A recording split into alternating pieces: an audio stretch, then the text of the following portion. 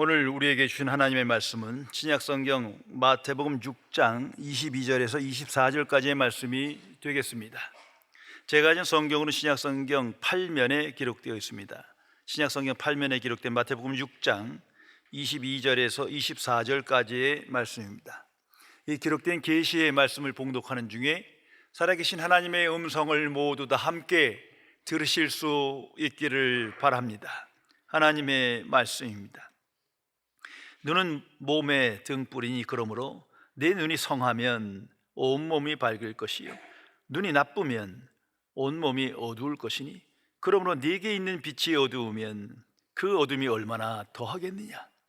한 사람이 두 주인을 섬기지 못할 것이니 혹 이를 미워하고 저를 사랑하거나 혹 이를 중히 여기고 저를 경히 여김이라. 너희가 하나님과 재물을 겸하여 섬기지 못하느니라. 아멘. 노벨 물리학상과 화학상을 받은 물리학자 퀴리 부인에 관한 일화입니다. 퀴리 부인은 결혼한 뒤 남편과 필사의 연구를 통해 라듐을 발견하게 됩니다. 당시 전 세계는 그들의 놀라운 발견에 감탄에 온갖 찬사를 쏟아 부었습니다. 그런데 퀴리 부인은 그 일로 심각한 선택의 기로에서 갈등하고 있었습니다. 그들은 지난 수년간 연구실에서 부족한 연구비에 허덕이며 어려운 환경에서 일해왔는데 이 발견으로 그야말로 벼락부자가 될 수 있는 기회가 찾아온 것 때문입니다. 당시 천연 라듐의 값은 1g에 15만 달러나 됐는데 라듐을 생산하는 방법은 그들만 알고 있었습니다. 특허를 내서 억만장자가 될 것인가, 아니면 공개를 해서 세상에 유익을 줄 것인가, 이것이 그들의 고민이었습니다. 그리고 며칠간 기도하며 고민 끝에 마침내 결단을 내렸습니다. 이 라듐은 하나님의 것입니다. 우리가 그저 남들보다 먼저 발견한 것뿐입니다. 하나님의 뜻은 이것을 모든 인류의 소유가 되어 유익하게 사용하는 것이라 생각합니다. 성도 여러분, 나는 어떤 재물관을 가지고 오늘을 살아가십니까? 나는 돈을 다스리는 사람입니까? 아니면 돈의 지배 아래 동야의 영향력을 받으며 돈을 사랑하며 오늘을 살아가십니까? 잠언 10장 19절에 있는 말씀입니다. 돈은 범사에 이용되느니라. 돈은 인간에 만든 생활의 수단인데 정말 이것이 생활 전체에 사용되며 영향을 끼칩니다. 그러다 보니 이 수단인 돈이 중심이 되고 목적이 되는 인생을 살아가는 사람이 너무나 많습니다. 그래서 이 세상에서는 돈이 신과 같은 위치에 놓이게 됩니다. 돈이 우상입니다. 돈의 영향력과 권세는 참으로 큽니다. 실제 삶에서 돈으로 안 되는 게 없는 것 같아요. 모든 것을 가능케 하는 능력이다 생각하게 됩니다. 탈무드의 격언입니다. 부자는 자식은 없고 상속자만 있다. 이게 무슨 말입니까? 이 돈이 수단인데 이 돈만 보여. 부모 형제도 없어요. 돈 때문에 싸워요. 돈이 우상화가 되면 이렇게 되는 거예요. 갑자기 돈에 미쳐버립니다. 한마디로 돈이 사람을 사람답지 못하게 바꿔버린단 말이에요.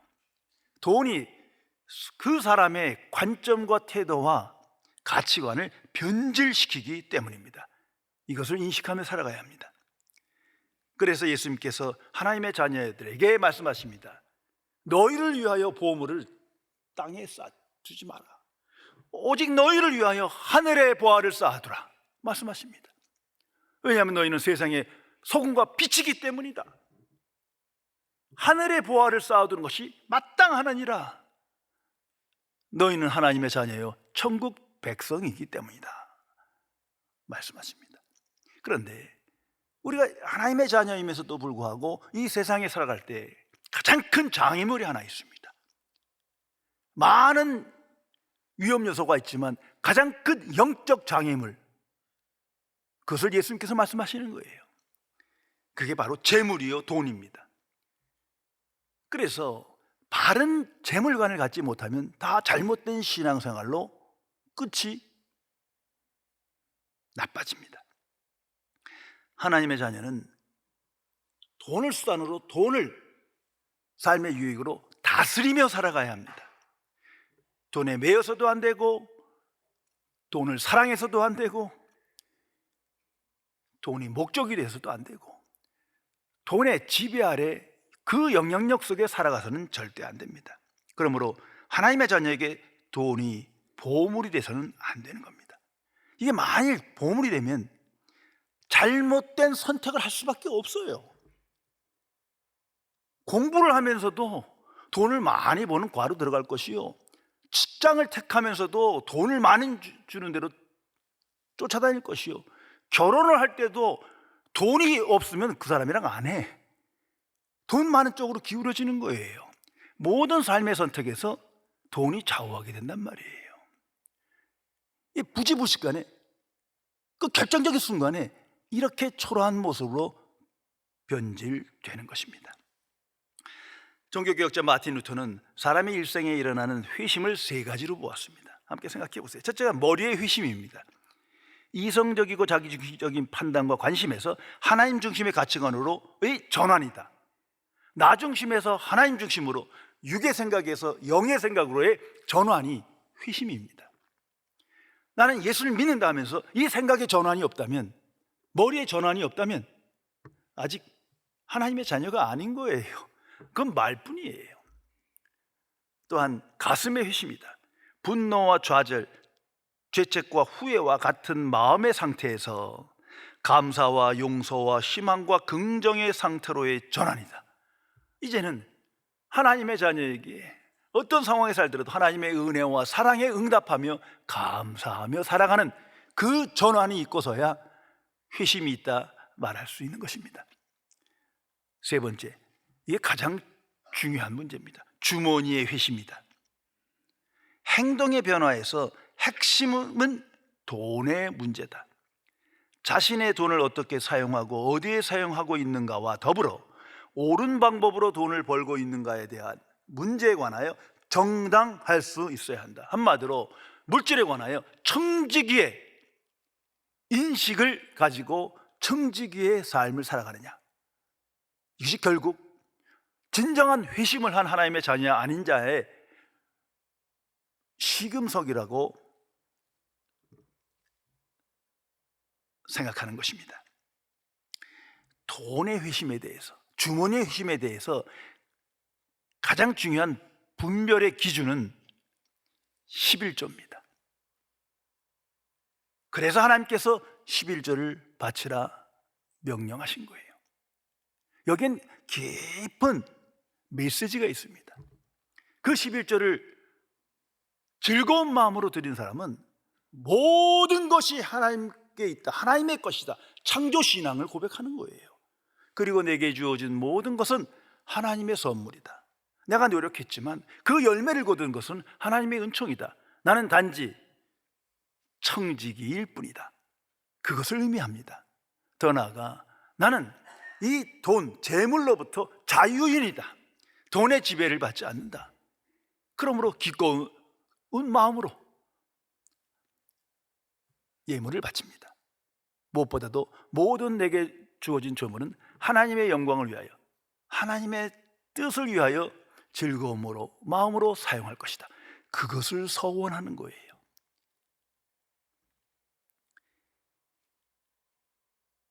어느 가정에서 있었던 일입니다. 엄마가 주일학교 가는 아들에게 500원짜리 동전 2개를 주었어요. 그 하나는 헌금이다. 근데 하나는 네 용돈이야. 애가 너무 즐거운 마음으로, 기쁜 마음으로 교회로 달려갔어요. 달려가다가 넘어져서 한 손에 붙든 동전 하나가 떨어졌는데 이게 덜덜덜덜 굴르다가 하수구 구멍에 빠져버린 거예요. 애가 즉각적으로 이렇게 말하더랍니다. 어떻게 저거 헌금할 돈인데 자기 손에 500원 있어요. 이거 인간의 탐심이라는 거예요. 무슨 말입니까? 내 손에 있는 건 내 거예요. 항상 애든 어린이든 내 손에 있는 건 내 거예요. 잃어버린 건 하나님 거예요. 갖지 못한 건 하나님 거고 내 손에 있는 건 내 거예요. 이게 소유중심의 삶에서 벗어나지 못하는 돈의 노예인 것입니다. 오늘 성경을 보면 예수님께서 잠언을 통하여 우리에게 간략하게 명료하게 말씀해 줍니다. 두 주인이라는 표현을 쓰시면서 말씀하십니다. 한 사람이 두 주인을 섬기지 못할 것이다. 이 말씀의 전제에는 예수님이 보시기에 또한 세상에 와서 경험하시기에 인간이 두 주인을 섬기며 살고 있다는 것이죠. 이것이 인간의 실존이라는 것을 우리에게 의미해 주고 있습니다. 이것이 죄의 역사예요. 죄가 어디 있냐고요? 인간이 인간다움을 잃을 때, 하찮은 인간의 삶의 도구인 돈의 노예가 될 때, 그게 죄의 역사인 거예요. 이것이 사탄의 역사예요. 하나님께서는 인간을 하나님의 형상을 따라 존엄성 있게 창조하시며 오직 한 마음으로 하나님만을 섬기도록 했는데, 죄의 역사로 말미암아 그 마음이 부패하고 타락하여 어느덧 수단이 우상이 되며 돈에 종속되게 된 거예요. 소유중심의 삶에서 벗어나지 못하는 거예요. 이것을 보고 알 수 있어야 합니다. 기독교 역사를 보면 또는 우리 주변에 보면 그리스도임에도 불구하고 스스로 구원의 확신을 가졌음에도 불구하고 이 돈 때문에 참으로 잘못된 인생을 가며 마지막이 좋지 않은 사람이 너무나 많습니다. 스스로는 나는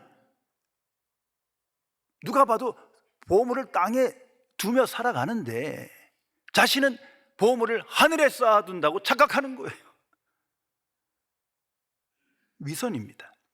아니, 속고 사는 거예요. 또는 하나님의 자녀로 살면서도 계속 돈의 영향력 속에서 살아갑니다. 돈을 다스리지 못해요. 도구가 아니라 자꾸 중심이 되고 소원이 돼버렸어요. 참으로 어리석은 인생입니다. 무엇보다도 하나님과 재물, 이건 이렇게 비교할 수 있는 언어들이 아닌데 예수님께서 의도적으로 사용하십니다. 하나님과 재물, 겸하여 섬길 수 없다. 그런데 겸하여 섬기는 거예요. 여기에 문제가 있습니다. 오늘 성경이 분명히 말합니다. 한 사람이 두 주인을 섬기지 못하니라. 더 말씀하십니다. 하나님과 재물을 겸하여 섬기지 못하니라. 둘 중 하나를 선택해야 하는데 이 둘 다 쥐고 있는 거예요. 이것을 이기적인 탐심과 정욕이라고 말합니다. 성도 여러분, 나는 하늘과 땅, 하나님과 재물 어느 쪽을 택하며 결단하며 살아가십니까? 예수님께서는 이런 돈의 권세와 영향력을 이미 아시고 체험하십니다. 그러면서 돈이 하나님과 같은 존재로 그 위치에 있음을 불쌍히 여기며 이 세상을 어둠이다 말씀하신 거예요. 그렇게 사탄이 역사했고 죄의 결과로 말미암아 인간이 인간답지 못하게 이 수단인 돈의 노예가 된 거예요. 이 돈이 사람을 변질시킬 수 있다는 것을 항상 인식하며 살아가야 합니다. 나는 돈과 상관없어. 그 정도 위치가 아니에요. 예수님께서 말합니다. 하나님과 돈 겸하여 섬길 수 없느니라. 이 세상에선 돈의 영향력과 권세가 그 정도 위치에 있다는 거예요. 성도 여러분, 돈의 권세를 잠깐 생각해 보세요. 성경이 말하고 세상이 보여주는 그 돈의 권세와 영향력, 참으로 무섭습니다. 분명 인간이 만든 생활의 도구인 수단인데 어느덧 이게 삶 전역에서 사용되다 보니까 필요를 넘어 중심이 되고 목적이 됩니다. 간단히 일상을 생각해 보세요.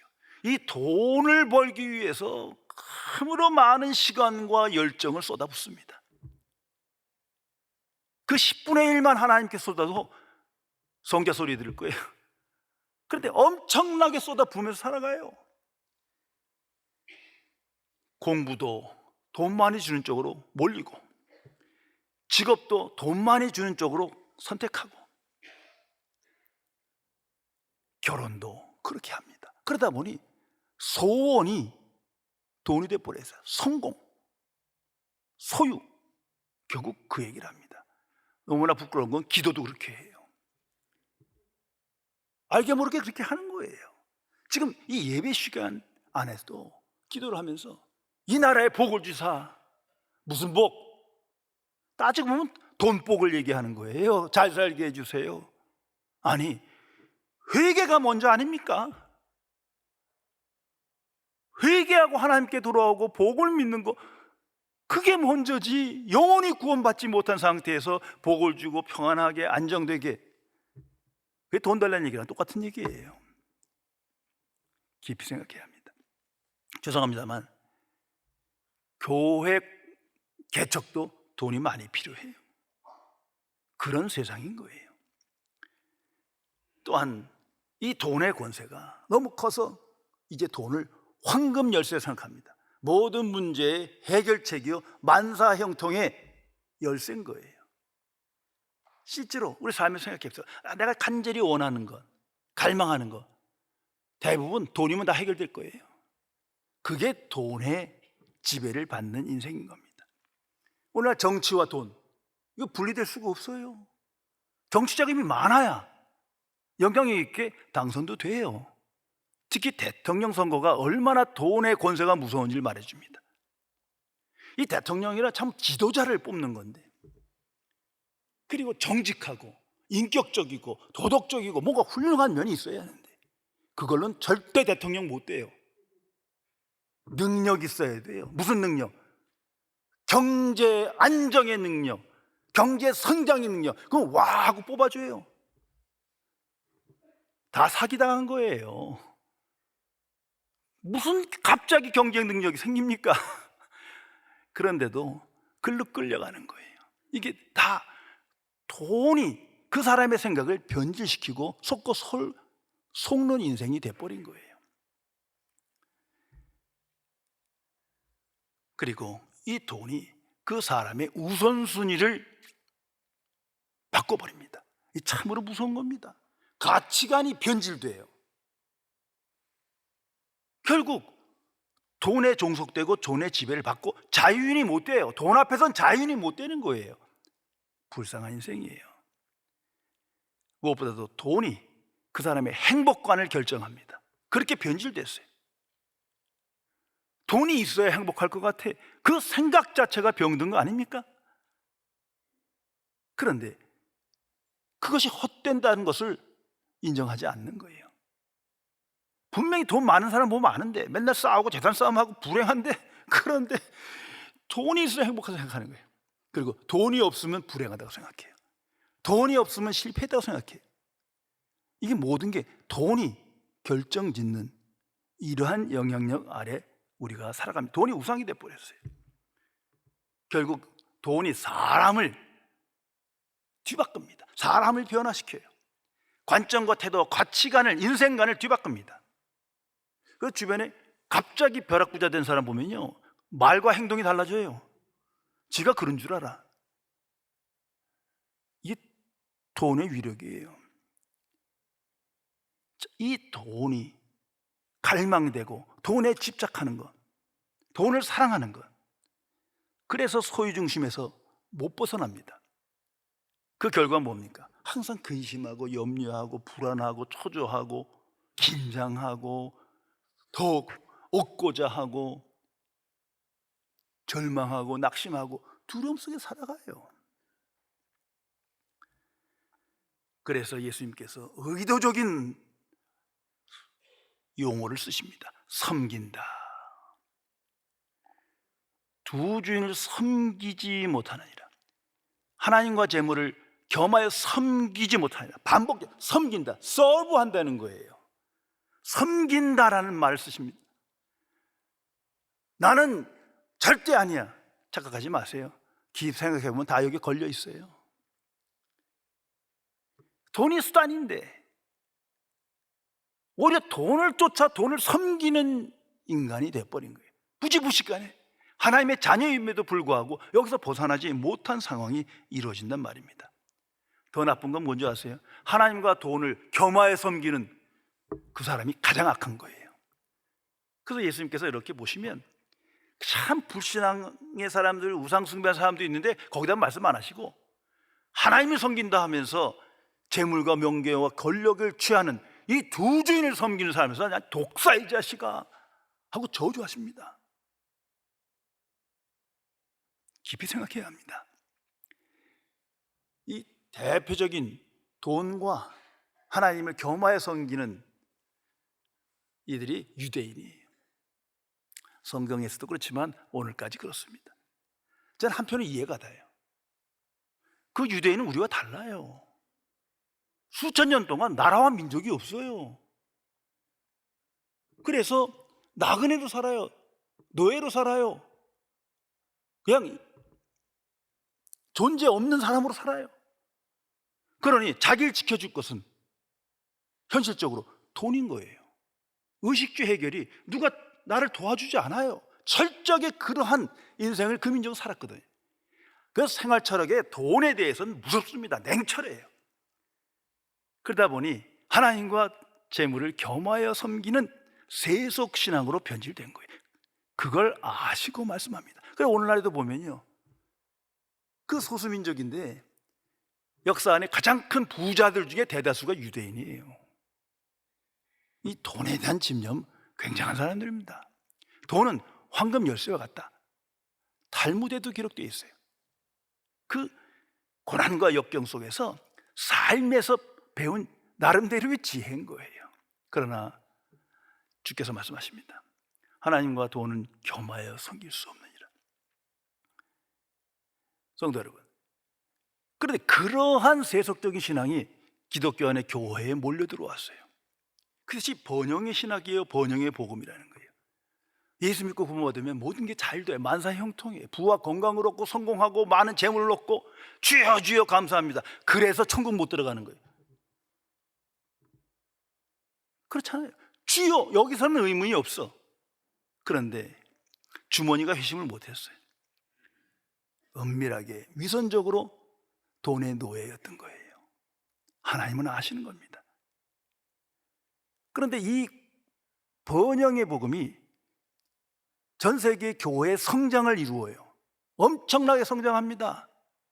이건 성장이 아니라 교회의 타락이요. 교회의 권세가 무너지는 거예요.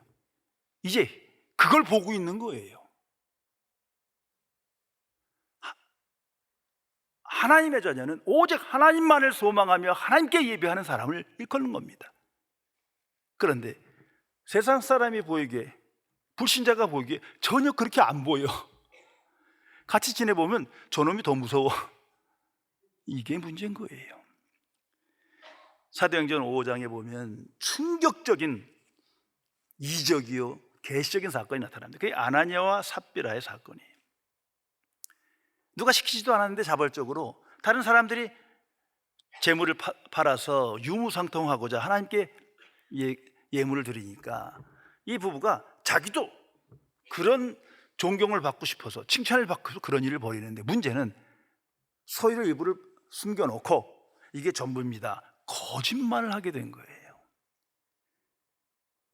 성령께서 사도 베드로에게 성령 충만함을 허락하시사 그 모든 사실을 알게 하시고 말합니다.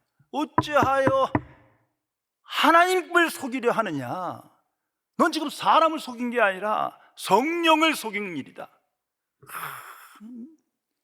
무섭게 말합니다. 근데 그 즉시 하나님께서 그 둘을 다 죽여버리십니다. 이게 초대교회 초기에 있는 거예요. 그러니 감히 교회에서 나와서 돈과 재물 같이 놓고 기도하겠습니까? 마음이 깨끗해져요. 오직 하나님만 경외하며 섬기며 하나님만 소망하게 돼요. 그 믿음으로 초대교회가 부흥합니다. 이걸 잊어서는 안 됩니다. 하나님의 사람 C.S. 루이스는 말합니다. 부는 사람을 세상에 굳게 결속시킨다. 사람은 자기가 세상 속에 자기 자리를 찾고 있는 줄 알지만 사실은 세상이 사람 속에서 자기 자리를 찾고 있는 것이다. 이것이 옳습니다. 그 성경에 디모데후서 6장 10절에 이렇게 기록하고 있습니다. 돈을 사랑함이 일만 악의 뿌리가 되니라. 이 돈에 집착하고 돈을 사랑하고 소유중심의 삶을 살아갈수록 자기는 모르게 세상의 뿌리를 받게 되거든요. 이걸 분명히 알아야 합니다. 그래서 예수님께서 또 다른 잠언을 통해서 우리에게 경고하시며 명백하게 깨달음을 주십니다. 눈은 몸의 등불이다 말씀하시면서 인간에겐 두 가지 눈이 있다는 거죠. 성한 눈이 있고 나쁜 눈이 있다. 이 대조해서 말씀하세요. 여기서 눈이란 육신의 눈이 아니에요. 영적인 눈이요, 마음의 눈을 의미합니다. 자, 선한 눈을 가진 사람은 보이지 않는 하나님을 보아요. 하나님을 소망하며 천국을 소망하며 오늘을 살아갑니다. 성한 눈을 가진 사람은 하나님의 은혜와 사랑과 진리를 보며 신령한 세계를 보며 알며 오늘을 살아가는 거예요. 그러나 나쁜 눈을 가진 사람은 신령한 세계를 보지 못해요. 하나님을 보지 못해요. 단지 육신의 눈에 이끌려 물질 세계에 집착하며 세상 중심의 삶을 살며 세상을 사랑하며 돈에 집착하며 오늘을 산다는 것입니다. 성한 눈을 가진 사람은 보물을 하늘에 쏘아두며 이것이 마땅하다고 생각하며 오늘을 살아가요. 또한 오직 하나님만을 경외하며 섬기며 살아가요. 그러나 나쁜 눈을 가진 사람은 결국 보물을 땅에 두며 돈을 갈망하며 집착하며 하나님과 돈을 겸하여 섬기는 인생을 산다는 것을 우리에게 말씀해 주고 있습니다. 성도 여러분, 거듭남이라는 그 놀라운 부흥의 역사는 실제 사건입니다. 여러 곳에서 말씀드리지만 오늘 성경에도 말합니다. 성한 눈을 가진 사람이 거듭난 자예요. 예수 믿기 전에는 안 봤어요. 보이지도 않고 믿어지지도 않아요. 나쁜 눈을 가졌기 때문이에요. 육신의 눈뿐이었어요. 이성의 판단뿐이었어요. 그러나 성한 눈, 영생의 눈을 갖고 보니 하나님의 역사가 보여요. 성경에서 보이고 오늘 역사에서 보여요. 죄의 역사도 보이고 성령의 역사도 보이고 신령한 세계가 보여요. 성도 여러분, 나는 성한 눈을 가진 사람입니까? 나쁜 눈을 가진 사람입니까? 나는 오직 하나님만을 소망하며 경외하며 섬기는 사람입니까? 아니면 겸하여 세상과 돈을 잡고 오늘을 살아가십니까? 결국 인간은 모든 것을 알고 보게 됩니다. 이것이 하나님의 섭리요 경륜이에요. 두 가지 관점에서 그렇습니다. 하나는 임종 때입니다. 나쁜 눈을 가진 사람은 아무리 재산이 많고 소유가 많고 세상에서 존경을 받는들 후회와 절망과 공포와 두려움 속에서 죽음을 맞이합니다. 그러나 성한 눈을 가진 사람은 아무리 어렵고 힘들게 살았어도 기쁨과 환희와 감사와 찬양 속에 죽음을 맞이합니다. 왜? 보이기 때문이에요. 또 하나는 최후의 심판될 겁니다. 성경은 그걸 우리에게 경고하고 알려줍니다. 하나님 앞에서 반드시 보고 알게 돼 있어요. 그 대표적인 말씀이 누가복음 16장에 있는 부자와 거지 나사로의 비유입니다. 부자는 이 땅에서 소유 중심의 삶을 살며 하나님과 재물을 겸하여 살며 성공적으로 자랑하며 거지 나사로를 비방하며 무시하며 잘 살았어요. 근데 죽었어요. 지옥에서. 거기서 보고 깨닫게 됩니다. 거기서 천국에 있는 나사로를 봐요. 아브라함을 보아요. 깜짝 놀랍니다. 그러나 늦었어요. 끝이에요. 거기서 벗어날 수가 없어요. 그래서 절규합니다. 아브라함이시여, 제발 저 나사로를, 내 형제 다섯이 있는데 그들에게 보내주소서. 이 현실을 보고 알게 하소서. 저들이 나 같은 인생 안 살고 지옥 가지 않게 하소서. 간절히 간청합니다. 그러나 이미 예수 그리스도의 복음이 전해졌고 그걸 믿지 않으면 아무 소용이 없는 거예요. 성도 여러분, 내가 성한 눈을 가졌다면, 영적인 눈이 띄었다면 그 자체가 복이에요. 아무나 갖는 게 아닙니다. 이것이 우리 복음의 역사로 주신 하나님의 선물이에요. 그것이 복음입니다. 그것을 누리는 자가 복 있는 인생을 살아가는 것입니다. 신학자이며 철학자인 스프롤 박사에게 어떤 사람이 질문을 했습니다. 오늘날 가장 시급한 영적 문제는 무엇입니까?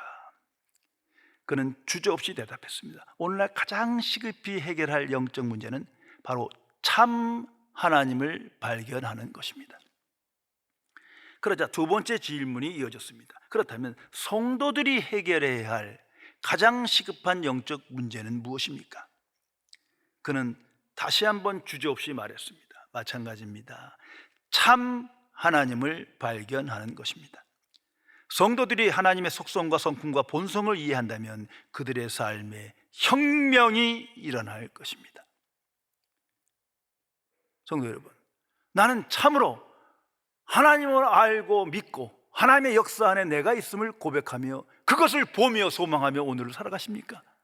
아니면 아직도 세상 중심의 삶을 겸하여 살아가고 있습니까?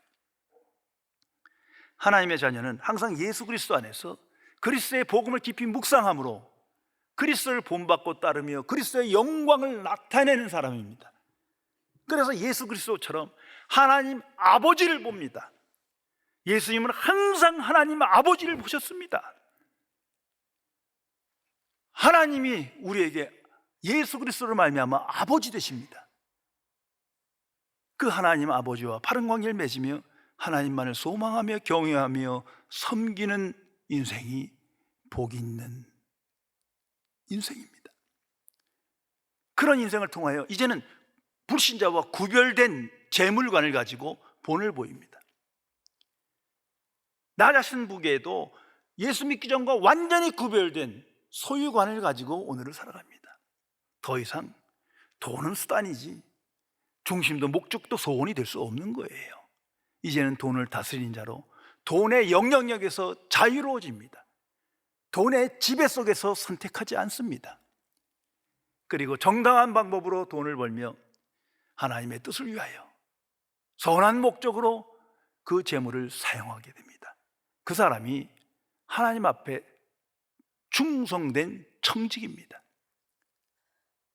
그는 오직 보물을 하늘에 쌓아두는 인생을 살아갈 것이요, 선한 눈으로 신령한 세계를 보며 살아계신 그리스도를 붙잡고 하나님의 은혜와 사랑의 역사를 보며 하나님만을 소망하며 복음의 증인으로 날마다 승리하는 삶을 살아가게 될 것입니다.